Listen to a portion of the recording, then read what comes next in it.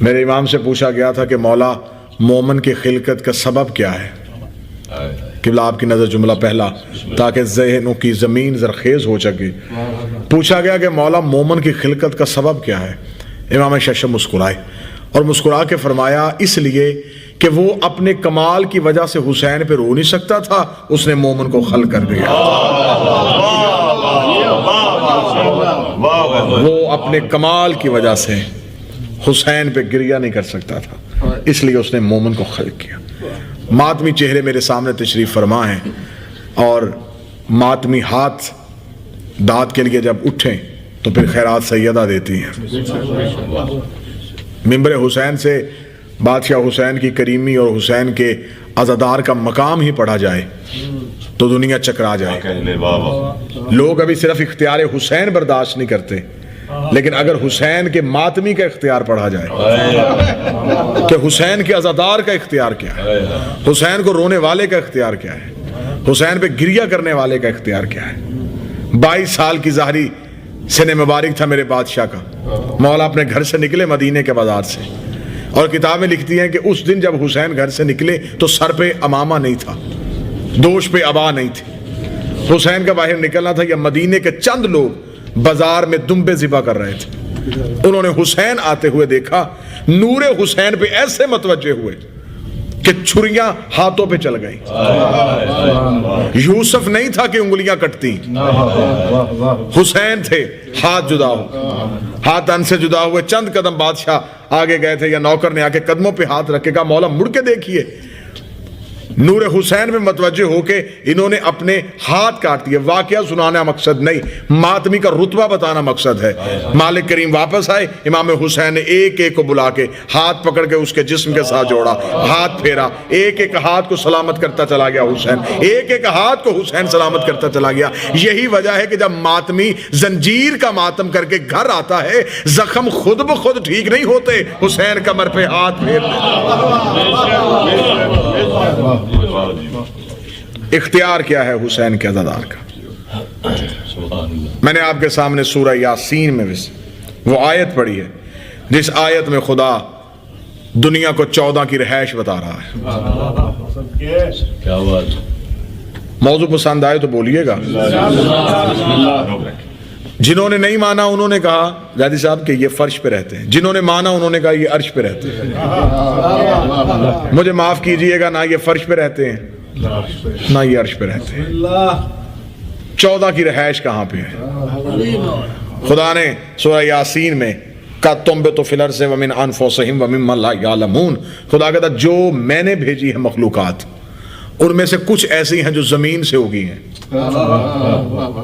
توجہ ہے صاحبان، اور کچھ ایسی ہے جو نفوس سے آئی ہے، جو نفسوں سے بنے ہیں، نفوس سے خلق ہوئے ہیں. وَمِمَّا لَا يَعْلَمُونَ، اور کچھ وہ ہیں جنہیں تم نہیں جانتے. 3 طرح کی مخلوقات کا ذکر ہو گیا. خدا نے فرمایا ایک وہ جو زمین سے، ایک وہ جو نفوس ہے. تیسری، اب اس پہ ابھی ادراک کا پرندہ پرواز نہیں کرے گا کہ مخلوق ہے یا کیا ہے. خدا نے کہا وَمِمَّا لَا يَعْلَمُونَ، وہ تم نہیں جانتے. جب خدا کہہ رہا کہ نہیں جانتے تو پھر کوئی بھی نہیں جانتا. میرے مالک ہم بڑے عاجز سے بندے ہیں، ہم نے تیری بارگاہ میں سجدہ کرنا ہوتا ہے. میرے مالک آپ نے صفت بتا دی ہے کہ کچھ ایسے ہیں جنہیں تم نہیں جانتے. میرا مالک آپ بتا سکتے ہیں کہ وہ کہاں رہتے ہیں. اب میں نے اس جملے پہ تمہید باندھنی ہے اور دیکھنا کتنا مجمع متوجہ ہے اور کیا لینا چاہتے ہیں. میرے مالک آخر وہ ہیں کون؟ فرمایا لاہو ما فی السماوات و ما فی الارض، اور جن کی میں بات کر رہا ہوں یہ نہ آسمان پہ رہتے ہیں نہ یا زمین پہ رہتے ہیں. مولا یہ کہاں رہتے ہیں؟ فرمایا ومن عندہ، یہ مجھ میں رہتے ہیں.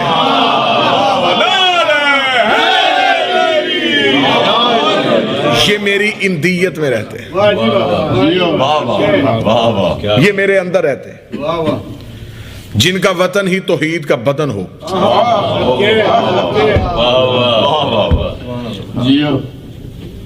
قاسم بھائی آپ کی موجودگی میں جملہ کہوں اور آپ میری تائید فرمائیں گے، یقیناً آپ نے کتابوں میں معصوم کا جملہ پڑھا ہوگا جب مالک سے پوچھا مولا جب کچھ نہ تھا تو وہ کہاں تھا اور تم کہاں تھے؟ فرمایا وہ ہم میں تھا، ہم اس میں تھے. یا میں آسان کر دیتا ہوں، انہوں نے کہا کہ پہلے ہم مکان تھے وہ مکین تھا. کبھی ہم اس میں رہتے ہیں, کبھی وہ ہم میں رہتا ہے.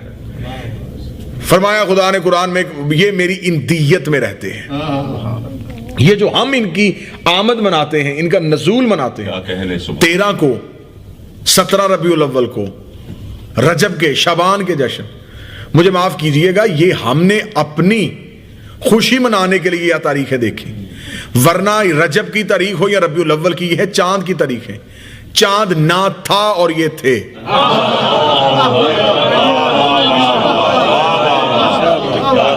یہ ان تاریخوں میں ظاہر ہوئے ہیں, ظاہر ہوئے تھے. کب سے یہ ماہ و سال کی قید کسی کو نہیں پتا, یہ کب سے ہیں, کہاں پہ تھے, یہ کسی کو خبر. ظاہر ہوئے ہیں. اور یہ جو 13 رجب کو مادر حیدر بیت اللہ میں گئی تھی, تو علی کعبہ میں نہیں آئے. یہاں پر بھی میں تھوڑی اصلاح کر دوں, علی کعبہ میں نہیں آئے. ہم سمجھتے ہیں کہ علی کعبہ میں آئے, وہاں تو 360 بت پڑے ہوں, جہاں بت ہوں وہاں علی آئے. سبحان اللہ. علی خانہ کعبہ میں نہیں آئے, خانہ کعبہ سے آئے.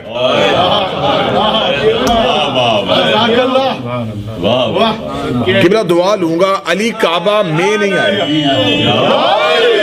کعبہ سے آئے. معصوم سے پوچھا گیا, مولانا نے فرمایا یہ جو کعبہ ہے یہ شبیہ ہے بیت المعمور کی, جیسے یہ فرش پہ یہاں کی مخلوق کا کعبہ ہے, بالکل اس کے اوپر عرش پہ بیت المعمور ہے, وہ عرش کا کعبہ ہے. جیسے یہاں طواف ہوتا ہے ویسے وہاں طواف ہوتا ہے, وہاں بھی اس کی عبادت کی جاتی ہے, اس کے گرد گھوما جاتا ہے, لیکن وہاں پہ طواف کرنے والی یہ مخلوق نہیں. وہاں عرش کے انوار ہیں جو بیت المعمور کا طواف کرتے ہیں. معصوم نے فرمایا جب ہم یہاں نہیں آتے ہم وہاں ہوتے ہیں. عرش میں بیت المعمور, بیت المعمور کے بالکل اوپر عرش, عرش کی شبیہ بیت المعمور, بیت المعمور کی شبیہ بیت اللہ. پھر سنیے گا, سب سے اوپر عرش, عرش کے نیچے بیت المعمور, بیت المعمور کے نیچے قبلہ.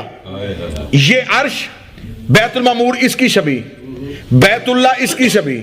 یہ علی کی ماں جو 13 رجب کو گئی تھی, مجھے چادر زہرا کی قسم ہے, بی بی بیت اللہ سے علی کو لینے کے لیے نہیں گئی.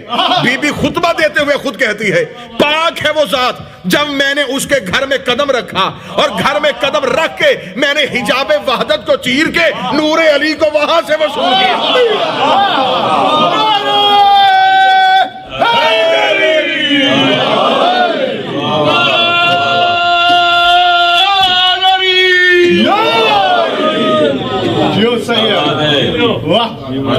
عرش کو چیر کے بی بی, اب جب وہاں پردہ پھٹا تو یہاں بھی دیوار پھٹ گئی.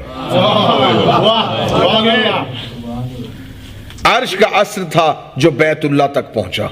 علی کعبہ میں نہیں آئے, کعبہ سے باہر آئے.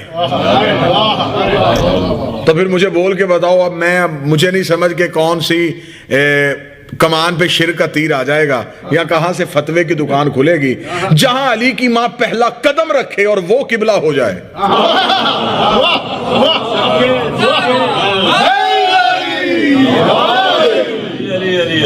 14 کی رہائش ان دیت میں رہتے ہیں. فرمایا یہ ہمارے کبھی بھی دیکھیں منبر سے تب یہ فضائل بیان ہونے شروع ہوئے. ہر چیز کا ایک اپنا مقام ہے. جب تم نے اعمال کو عزاداری کے مقابلے پہ کھڑا کیا وہاں توازن خراب ہوگا. عزاداری کے ایک اپنا مقام ہے, بے شک نماز کا ایک اپنا مقام ہے.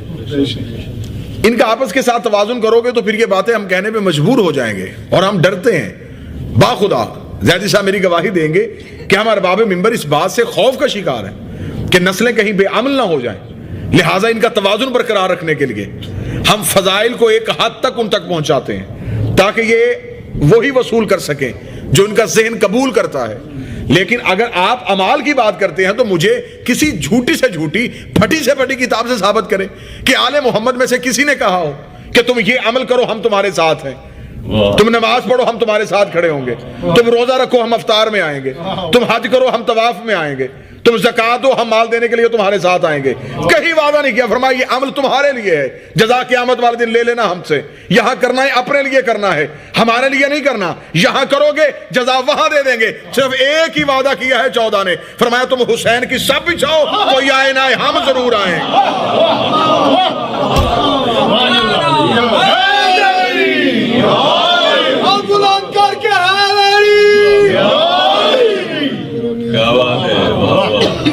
لہذا عزاداری کا مقابلہ، حسین کی عزا کا مقابلہ، حسین کے ماتم کا مقابلہ آپ ضد کے ساتھ لائیں. دیکھیں میں محبت کے ساتھ پیغام دے رہا ہوں.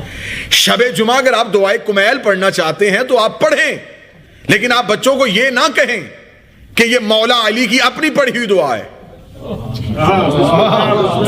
قبلہ میں ٹھیک کہوں تو آپ بولیے. یہاں پر کوئی پاکستان والی مجبوری تو نہیں نا جی؟ میری بات غلط ہو تو آپ مجمع سے اٹھ کے ٹوکیے گا. یہ دعائے کمیل کے ساتھ منسوب کیوں ہوئی؟ یہ مولا علی نے کمیل کو تعلیم دی ہے. بے شک ابھی اسی مسجد میں یا اسی بارگاہ میں مفاتیح الجنان و باقیات الصالحات پڑھی ہو تو لے کے آؤ.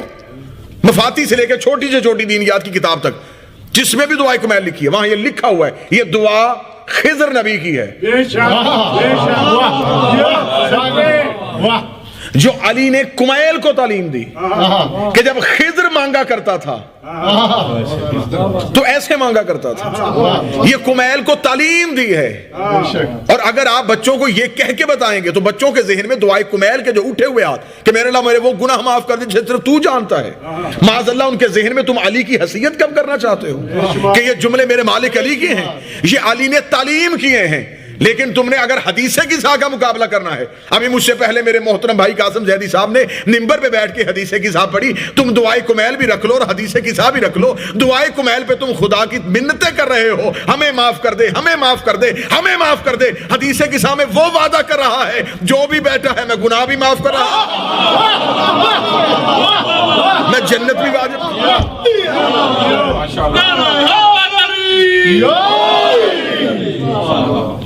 عزا کو عزا رہنے دو، ولا کو ولا رہنے دو، امال کو امال رہنے دو. ماشاءاللہ. تو جو ہے صاحبان اجازت ہے کچھ کہا جا سکے. بہت کچھ کہنا ابھی منبر سے باقی ہے.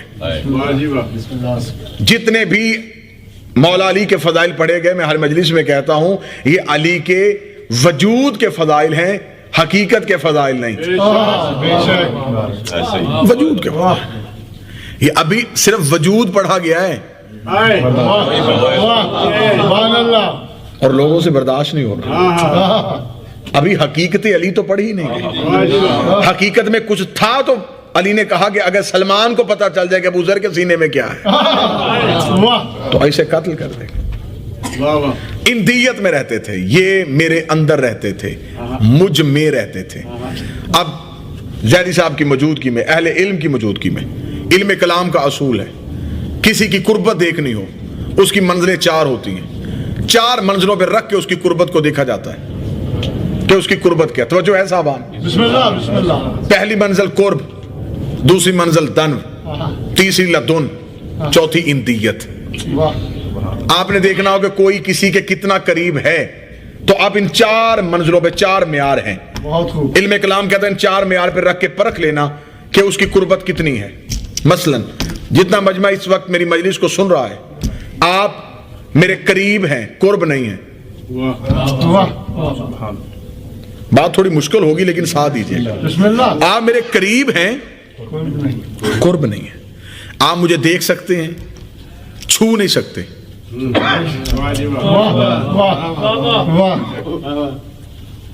متصل ہو جاؤں گا اپنے موضوع کے ساتھ.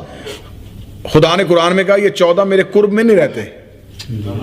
منزل یاد رکھیے گا، اندیت. اندیت تک پہنچنا کہ اندیت کیا ہے. یہ سارے قبلہ زیدی صاحب میرے قریب ہیں، قرب نہیں. قرب کیا ہے؟ یہ جو سامنے حلقہ ہے باب، یہ جو میرے بھائی بیٹھے قبلہ زیدی صاحب، یہ میرا قرب ہے. قرب اس لیے ہے کہ ان کے اور میرے درمیان تیسرا کوئی نہیں.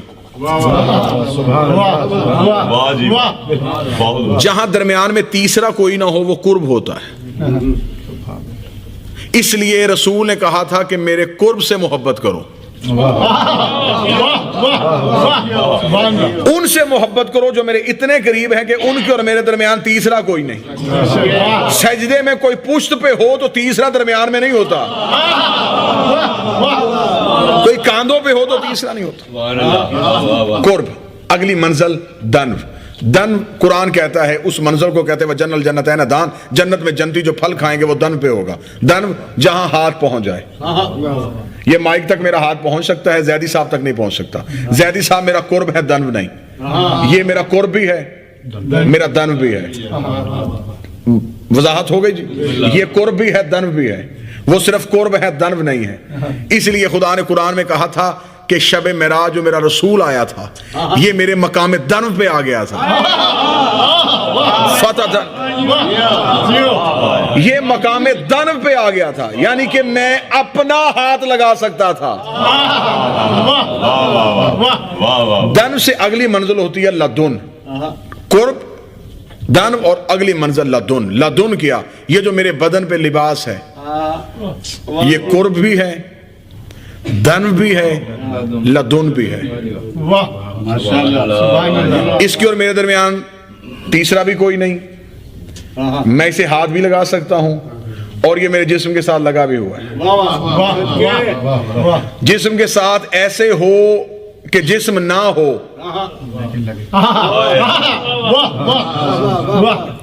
چلے جو پریشان ہو گئے ہیں تو پھر علی کی محبت میں پریشان ہونا بھی عبادت ہوتی ہے تاکہ تجسس ہو, کوئی تحقیق ہو سکے. چلے تھوڑا اور پریشان ہو جاتے ہیں. یہ 14 کی حقیقت. خدا ہے ایک چھپا ہوا. یہ دیکھیں, یہ میرا ہاتھ ہے اس رومال کے نیچے چھپا ہوا. آپ کو ہاتھ نظر آ رہا ہے؟ بولیں گے تو صحیح نہ کیا. رومال نظر آ رہا ہے. اس رومال کی بھی اب 2 شکلیں ہیں, ایک یہ ایک یہ. آپ یہ والی شکل دیکھ رہے ہیں,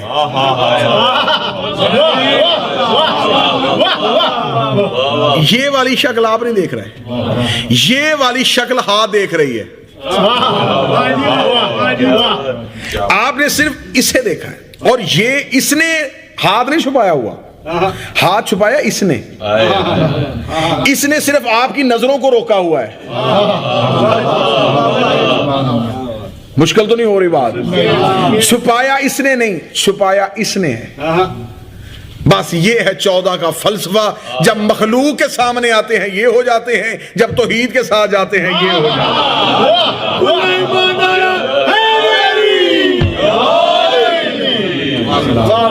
جو اللہ میں ہو کہ اللہ نہ ہو. جو اللہ جیسے لگیں لیکن اللہ نہ ہو. میرے مالک علی نے کتنا خوبصورت جملہ کہا تھا. میرے مولا نے فرمایا تھا میرے اللہ گواہ رہے نا, میں نے اپنا آپ گھٹا گھٹا کے تجھے بڑھایا. کر دیتی دنیا مجھے سجدہ, اور کر رہی تھی سجدہ. بے شک ان کے فضائل کی حد کوئی نہیں. جہاں ان کے فضائل کو سوچتے سوچتے یہ کوئی نہ سمجھے کہ بڑا انتہائی یہ غلط توضیح ہے اور انتہائی غلط توجیہ ہے جو بندہ یہ کہتا ہے کہ یہاں پہ آ کے جی آپ مشرک ہو گئے. مجھے معاف کیجئے گا, میں مہمان ہوں آپ کا, لیکن ممبر پہ جو ایک ایک لفظ کہہ رہا ہوں وہ پوری ذمہ داری کے ساتھ کہہ رہا ہوں. ماشاءاللہ ماشاءاللہ.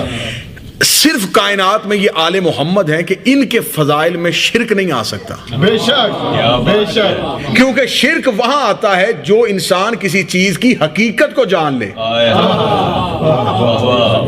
میرے امام 8ویں امام مولا امام مامون رشید کے دربار میں بیٹھے ہیں اور مناظرہ ہو رہا ہے.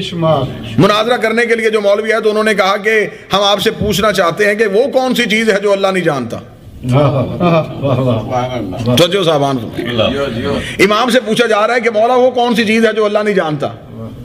امام کے بولنے سے میرے مامون اٹھا, اس نے کہا یہ کیا بات ہے, وہ تو قرآن میں کہہ رہا ہے کہ ہر چیز سے میں واقف ہوں, وہ ہر چیز جانتا ہے, کوئی چیز بھی ایسی نہیں جو اللہ نہیں جانتا. امام اٹھے, مامون کے چہرے پہ ہاتھ رکھے, امام نے کہا رک جا, ایک چیز ایسی ہے جو اللہ نہیں جانتا.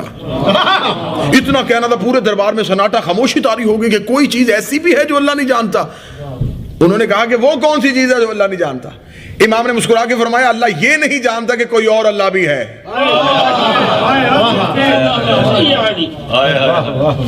جی بسم اللہ. جی آپ جی, اللہ یہ نہیں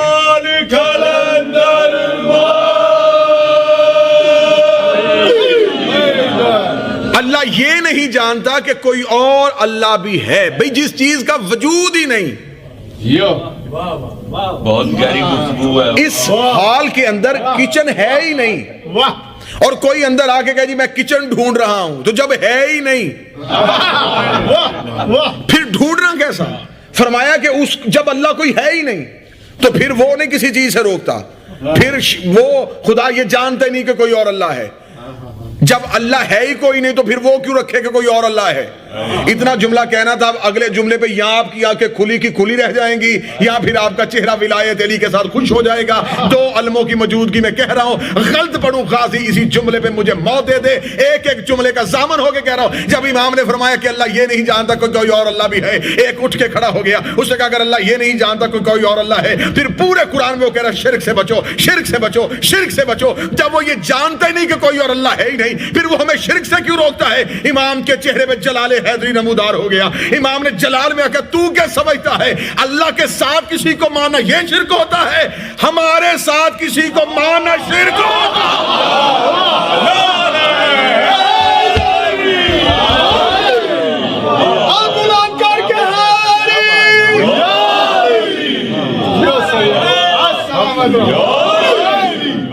امام نے فرمایا ہم اس کے ہونے کی سند ہیں, سبحان اللہ, ہم بتا رہے ہیں کہ وہ ہے. بے شک بے شک. تجلی الاسنین, مصوف فرماتے ہیں کہ خدا دو تجلیاں رکھتا ہے, ایک ظاہر ایک باطن. چلے اور مشکل بات ہو جائے, اور مجھے آسرا ہے کہ قاسم زیدی صاحب بیٹھے ہوئے ہیں, لہذا مشکل بات ہوگی کوئی اور نہ بولے, کہیں نہ کہیں سے تو داد وصول ہو جائے گی. معصوم فرماتے ہیں کہ اللہ کی تجلی الاسنین یہ دو تجلیوں کا مالک ہے. یہ عربی زبان بڑی فصیح زبان ہے. قبلہ آپ تائید فرمائیں گے یہ ایسا احد ہے, اللہ کو ایک نہیں ہم کہہ سکتے کیونکہ ایک عدد ہے, عدد نہ تھا اور یہ ہے. سبحان اللہ. اللہ کے لیے کوئی عدد نہیں ہے. ہمیں لوگ کہتے ہیں جی آپ توحید کیوں نہیں توحید بیان کریں, آپ مجھے منبر سے ثابت کریں کہ توحید کہتے کسے ہیں. توحید اللہ کا نام نہیں, توحید اللہ کی صفت ہے. سبحان اللہ. اللہ توحید نہیں, توحید اللہ کی ایک صفت ہے. جیسے مجھ طالب علم کے نام کے ساتھ کہہ دیا جائے خطیب, ذاکر, یہ میرا نام نہیں, یہ صفت ہے. توحید اللہ کی صفت ہے. معصوم فرماتے ہیں یہ دو تجلیاں رکھتا ہے. اس کی اب میں مثال دوں گا تاکہ بچے بھی سمجھ سکیں, بات بہت مشکل نہ ہو جائے. میں مجلس میں آنے کے لیے میں تیار ہو رہا تھا, میں نے کمرے کا دروازہ بند کیا, میں تیار ہونا شروع ہوا. کمرے میں لگا ہوا تھا ایک آئینہ, میں آئینے کے سامنے کھڑا ہوا. میں نے آئینے کے اندر جو تجلی نظر آ رہی تھی وہ میری تھی. میں نے اس سے پوچھا کہ میں کیسا لگ رہا ہوں.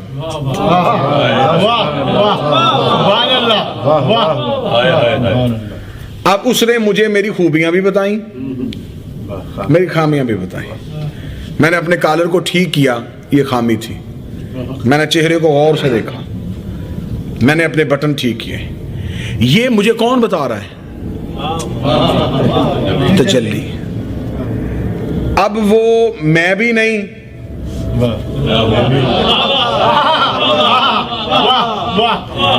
جو باہر کھڑا ہے وہ سمجھتا ہے کہ اندر ایک ہے, وہ بھی جھوٹ نہیں بول رہا, اور جو سمجھتا ہے دو ہیں وہ بھی جھوٹ نہیں بول رہا.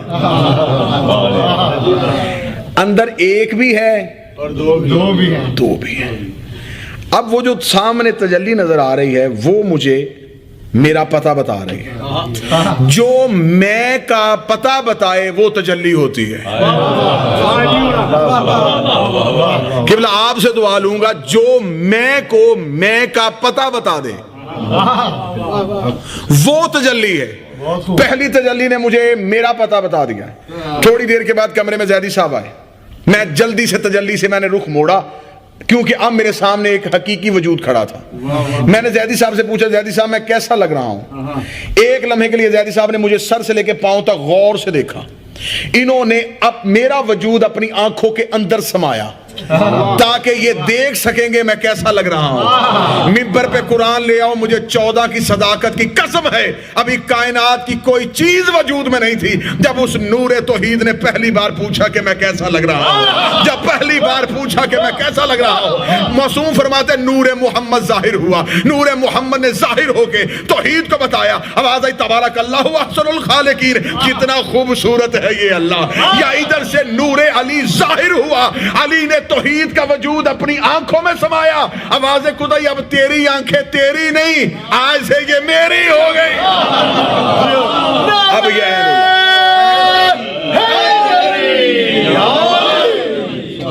سبحان اللہ.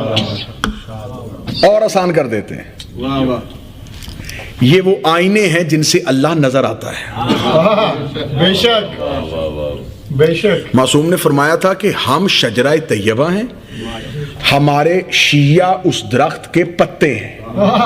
درخت کی پہچان ہمیشہ پتے سے ہوتی ہے.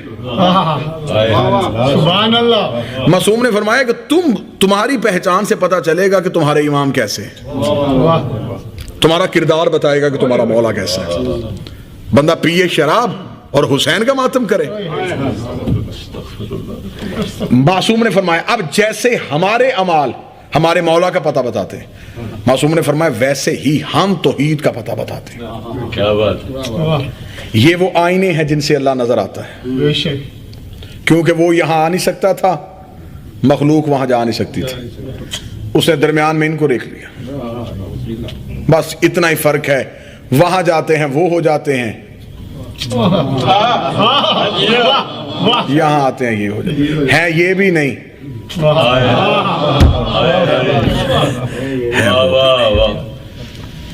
تھوڑی بات اور آگے لے کے چلیں جی, اجازت ہے جی. اب جس کوچہ ولایت میں داخل ہونے لگا ہوں, یہ رستہ بڑا تنگ ہے, گزرنا محتاط. ایک دیوار کفر کی, ایک شرک کی. جو دامن سنبھال کے گزر گیا وہ ہے صراط مستقیم, وہ ہے ولایت علی. ادراک نہیں ہو سکتا, ان کو پہچانا جا ہی نہیں سکتا, ان کا بہلول سمجھ میں نہیں آیا, ان کا کلندر سمجھ میں نہیں آیا. ہم میں سے کوئی بیان نہیں کما حق کا ہو, تعارف نہیں میں بیان کرنے لگا. قرب دن لدن, نہ 14 قرب میں, نہ 14 درم میں, نہ 14 لدن میں, 14 ہے اندیت میں. میں نے بڑی محبت کے ساتھ آپ کے سامنے وضاحت کی. آپ میرے قریب ہیں, زیدی صاحب میرا قرب ہیں, یہ مائک میرا دنو ہے, یہ لباس میرا لدن ہے. اب اندیت کیا ہے, کیونکہ 14 نہ قرب میں ہے, نہ دنو میں ہے, نہ لدن میں ہے. سنیے گا, اب میں نتیجہ دینے لگا ہوں. یہ ہے اندیت میں. اب یہ جو مجلس میں آپ کے سامنے پڑھ رہا ہوں, آخر یہ لفظ ہی ہیں, سامنے لکھا وہ دیکھ کے پڑھ رہا ہوں, کوئی میرے کان میں بتا رہا ہے, کہاں سے پڑھ رہا ہوں؟ اندر سے. اب یہ لفظ اندر ہیں, اگر یہ اندر ہے تو یہ نظر کیوں نہیں آتے؟ صرف آپ کی بات نہیں کر رہا, بڑے سے بڑے سائنسدان کو, میڈیکل کے ماہر ڈاکٹر کو لے کے آؤ, وہ میرے خون کے ذرات دیکھ لے گا, ہڈیوں کی تہیں دیکھ لے گا, چھپی سے چھپی بیماری کو سکین کر کے نکال دے گا, یہ ہے بیماری, یہ ہے وائرس, یہاں پر ہے سارا مرض. جب وہ مرض ڈھونڈ رہا ہے, میرے لفظ کیوں نہیں ڈھونڈ رہا؟ کہو نا اس مجلس کو ڈھونڈے, اس پوری تقریر کو تلاش کرے. یہ جو لفظ میرے اندر ہیں پھر یہ کہاں چھپے ہوئے ہیں؟ جو اندر ہو کے بھی نظر نہ آئے وہ اندیت ہوتے ہیں, جو اندر ہو کے بھی ظاہر نہ آئے وہ اندیت ہوتے ہیں. اب جب میں یہ لفظ بیان کرنا چاہتا ہوں تو پھر میں کرتا کیا ہوں؟ میں کسی سے مشورہ نہیں کرتا, میں صرف سوچتا ہوں کہ اگلا لفظ میں نے یہ کہنا ہے. ابھی سوچ کے کروڑویں حصے میں ہوتا ہے یا لفظ ظاہر ہو جاتا ہے, پھر سوچتا ہوں پھر لفظ ظاہر ہو جاتا ہے, پھر سوچتا ہوں پھر لفظ ظاہر ہو جاتا ہے. سوچتا پہلے ہوں ظاہر بعد میں ہوتا ہے, سوچتا پہلے ہوں ظاہر بعد میں ہوتا ہے. خدا نے فرمایا جاہلو انہیں مکے مدینے کی گلیوں میں تلاش نہ کرنا, میں مشیت میں لیتا گیا یہ ظاہر ہوتے.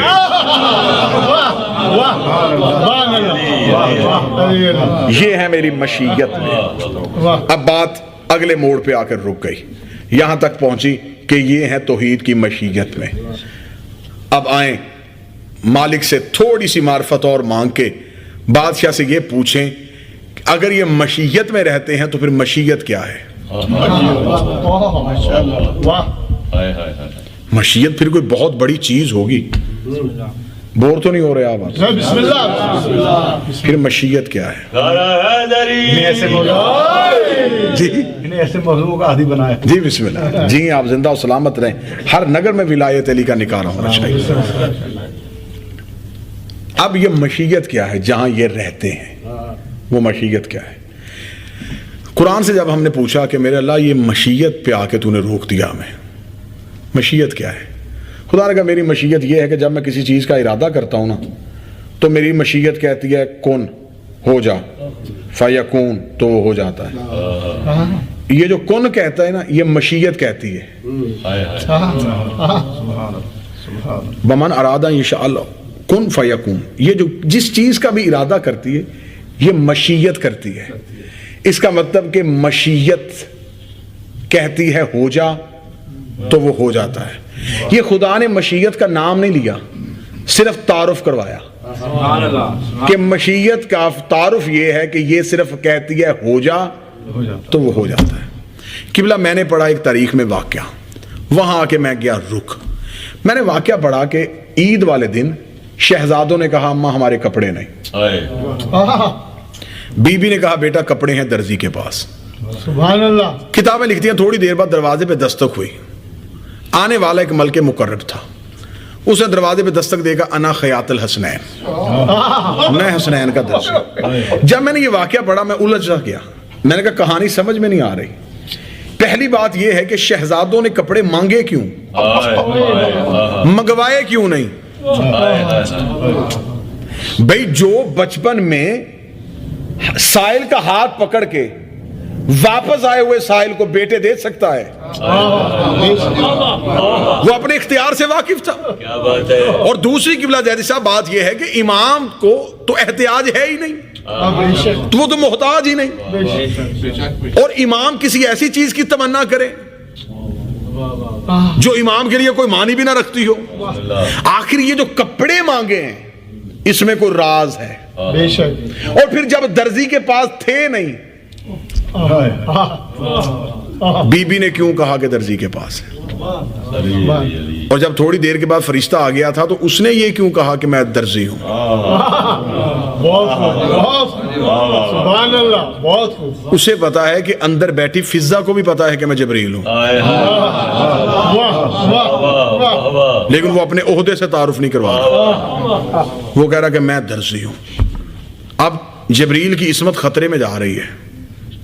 کیا کہیں معاذ اللہ دروازے معصوم پہ آ کے معاذ اللہ سما معاذ اللہ غلط بیانی سے کام لیا. پھر غلط بیانی نہیں، پھر راز کیا ہے؟ وہاں تک تو میری پہنچ نہیں. جبریل کے پر پکڑ کے پوچھ لیتا ہوں. جب چلا ہی گیا تھا یہ کیوں نہیں کہہ دیا کہ بی بی میں جبریل ہوں اور جنت سے کپڑے لے کے آیا ہوں، تو نے یہ کیوں کہا کہ میں درزی ہوں؟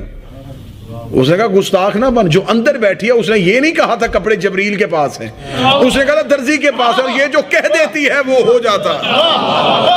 سبحان اللہ. واہ واہ. اس توحید کی مشیت کو زہرا کہتے ہیں.